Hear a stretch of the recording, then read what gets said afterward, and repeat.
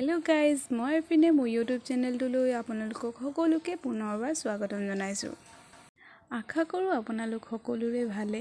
মই আজি আপোনালোকৰ আগত চাওমিনৰ ৰেচিপি এটা শ্বেয়াৰ কৰিম। আহকচোন এতিয়া ভিডিঅ'টো আৰম্ভ কৰোঁ। চাওমিন বনাবৰ বাবে মই চাওমিনখিনি অলপ হালধি দি বইল কৰি লৈছোঁ।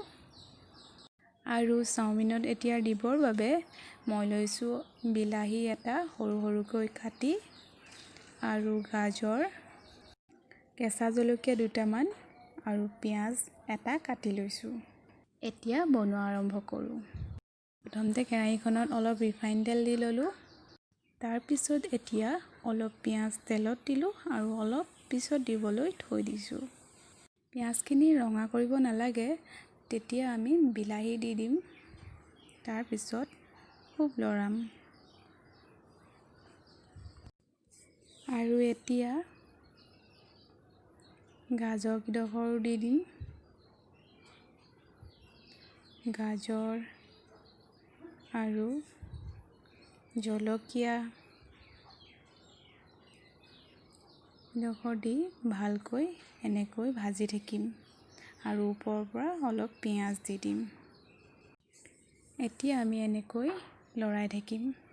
পানী দিব নালাগে, পানী দিলে খাই ভালো নালাগে আৰু যিহেতু চাওমিনত অলপ কেঁচা নিচিনা হৈ থাকিলে ভাল লাগে খাই। আৰু এতিয়া ওপৰৰ পৰা অলপ হালধি আৰু ৰং জলকীয়া অলপ আৰু অলপ চাট মছলা দি ভালকৈ ভাজি থাকিম। ভিডিঅ'টো যদি ভাল লাগে তেন্তে লাইক এটা নিশ্চয় কৰি দিব আৰু এনেকুৱা ধৰণৰ নতুন নতুন ভিডিঅ' পাবলৈ হ'লে চেনেলটো ছাবস্ক্ৰাইব কৰি দিব। তাৰপিছত সোৱাদ অনুযায়ী নিমখ অলপ দি ল'ব। এতিয়া এইখিনি ভজা হৈ গৈছে, গতিকে এতিয়া চাওমিনখিনি ইয়াত ঢালি দিলোঁ। এতিয়া এনেকৈ ভালদৰে অলপ সময় লৰাই থাকিম, তেতিয়া চাওমিনখিনি ৰঙা হৈ আহিব আৰু ভালদৰে মিলিও যাব। এয়া মোৰ চাওমিন ৰেডি হৈ গ'ল।